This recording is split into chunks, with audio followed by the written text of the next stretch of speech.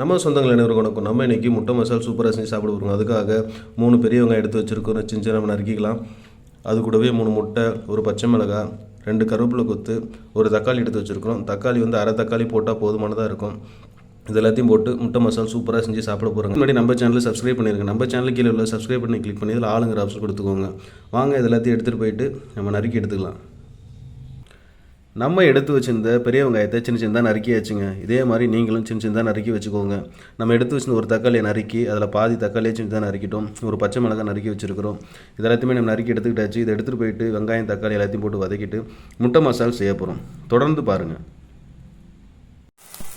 அடுப்பு பற்ற வச்சு நம்ம சட்டி அதில் வச்சாச்சுங்க. சட்டி சூடானதுக்கப்புறம் உங்களுக்கு தேவையான அளவுக்கு எண்ணெயை ஊற்றிக்கலாம்.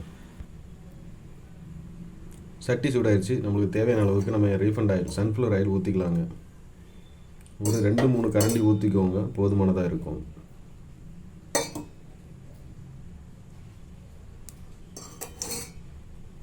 எண்ணெய் சூடாகட்டும். எண்ணெய் நல்லா சூடாயிடுச்சுங்க. நம்ம நறுக்கி எடுத்து வச்சுருக்கிற பெரிய வெங்காயத்தை இது எல்லாத்தையுமே இதில் போட்டுக்கலாம்.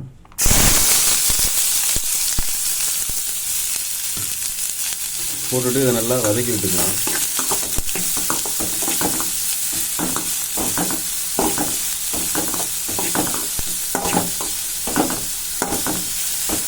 வெங்காயம் ஓரளவுக்கு வதங்கட்டும். வெங்காயம் ஓரளவுக்கு வதங்கிடுச்சுங்க. கொஞ்சோண்டு நம்ம மஞ்சள் தூள் இதை சேர்த்துக்கலாம். இன்னும் கொஞ்சமாக சேர்த்துக்கோங்க, போதுமானதாக இருக்கும். எல்லாத்தையும் சேர்த்து நம்ம நல்லா கிண்டி விட்டுக்கலாம்.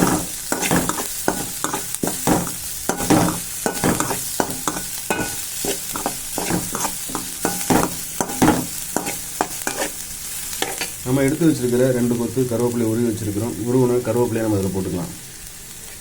கருவேப்பிலை போட்டதுக்கப்புறம் வாசம் சூப்பராக வருங்க. கருவேப்பிலை கொஞ்சம் நிறையாவே போட்டுக்கோங்க முட்டை மசாலுக்கு. எல்லாத்தையும் சேர்த்து நல்லா நம்ம வதக்கிக்கலாம்.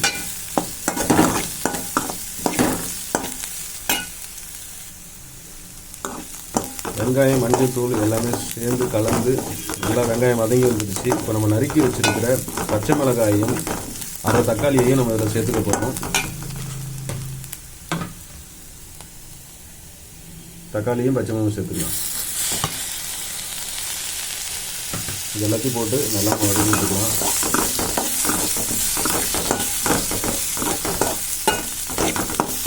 தக்காளி போட்டதுக்கப்புறமா நம்ம தேவையான அளவுக்கு தூளுப்பு சேர்த்துக்கலாம்.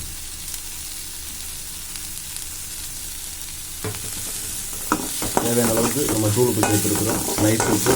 இது எல்லாத்தையும் சேர்த்து தக்காளி எல்லாம் நல்லா நம்ம வதக்கி எடுத்துக்கலாம். நல்லா வதக்கி விட்டுக்கோங்க. தக்காளி நல்லா வதங்கணும்.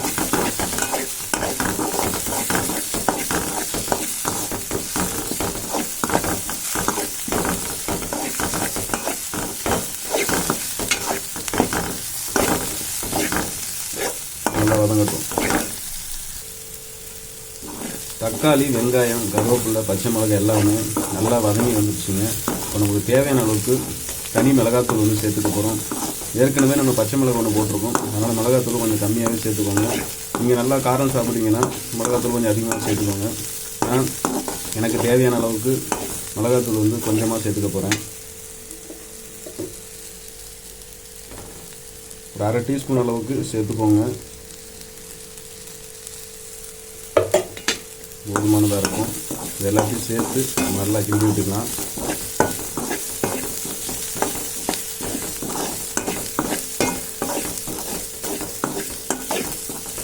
வதக்கும்போது மீடியம் ஃப்ளேம்லேயே வச்சுக்கோங்க, ஹை ஃப்ளேமில் வச்சுக்காதீங்க.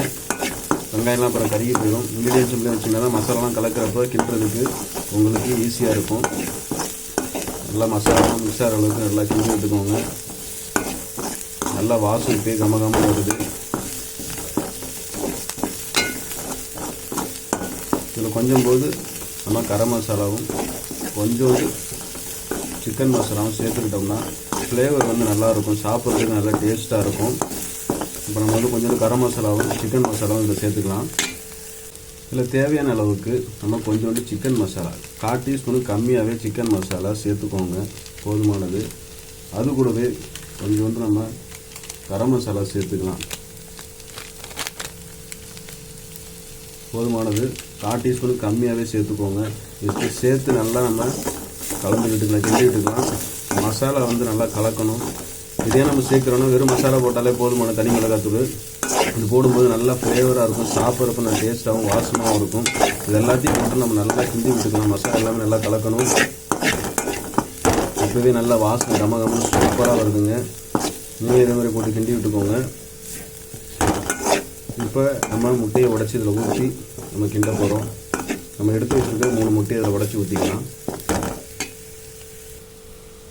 3 முட்டையும் மெருங்க உடச்சி ஊற்றியாச்சு. இதை அப்படியே போட்ட உடனே கிண்டிடாதீங்க. கொஞ்சம் முட்டை ஆஃப் ஆயில் ஆகுற மாதிரி கொஞ்சம் வேக விடுங்க. அப்போ தான் கொஞ்சம் முட்டை நிறையா இருக்கிற மாதிரி இருக்கும். எடுத்தோடனே போட்டு கிண்டிட்டிங்கன்னா முட்டை கம்மியாக இருக்கிற மாதிரி தான் இருக்கும். இது கொஞ்சம் நல்லா வேகட்டும். மசாலாவை வெங்காயம் தக்காளியெல்லாம் ஓரமாக ஒதுக்கி வச்சுட்டு ஒரு ஓரமாக முட்டையை ஊற்றிக்கோங்க. கொஞ்சம் வெந்ததுக்கப்புறமா இதே மாதிரி திருப்பி விட்டுக்கோங்க. இதெல்லாமே நீங்கள் மீடியம் ஃப்ளேமில் வச்சுக்கணும். ஹை ஃப்ளேமில் வச்சிங்கன்னா அடி பிடிச்சிடும். இது கொஞ்சம் கொஞ்சமாக மசாலாவை இதில் தள்ளி சூடாக அப்படியே கொஞ்சம் திருப்பி விட்டுக்கோங்க.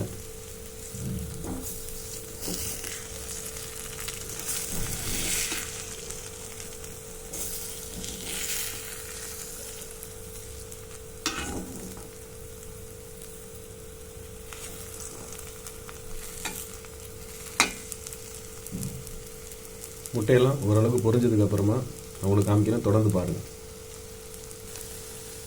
முட்டை ஓரளவுக்கு பொரிஞ்சிருச்சுங்க. இது பாருங்கள், பார்க்குறப்ப முட்டை கொஞ்சம் பெருசாக இருக்கும்.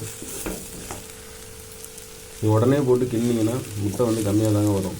இது மாதிரி கொஞ்சம் கொஞ்சமாக மீடியம் ஃப்ளேமில் வச்சு கொஞ்சம் கொஞ்சமாக திருப்பி விட்டு பண்ணுறப்போ முட்டை கொஞ்சம் நிறையா இருக்கும். இப்போ அதை நல்லாத்தையும் நம்ம உடச்சி நல்லா கிண்டி விட்டுக்கலாம்.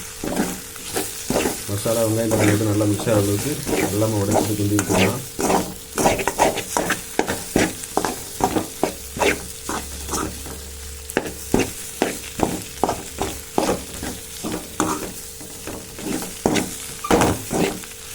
நீங்கள் இல்லைன்னா தனியாக பொரிச்சு கூட முன்னாடி எடுத்து வச்சுட்டு மசாலா ரெடி பண்ணிட்டு லாஸ்ட்டில் இதை கடைசியில் நீங்கள் போட்டு இப்படி கிண்டலாம், நல்லாயிருக்கும். அது மாதிரி நீங்கள் பண்ணிக்கலாம். முட்டையெல்லாம் சேர்ந்து சூப்பராக பார்த்தீங்கன்னா ரெடி ஆகிடுச்சிங்க. முட்டை மசாலா சூப்பராக ரெடி ஆகிடுச்சு. பார்க்குறதுக்கே சூப்பராக இருக்குது.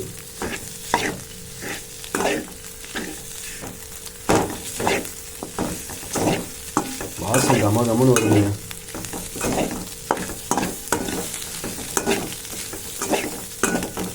அவ்வளோதாங்க.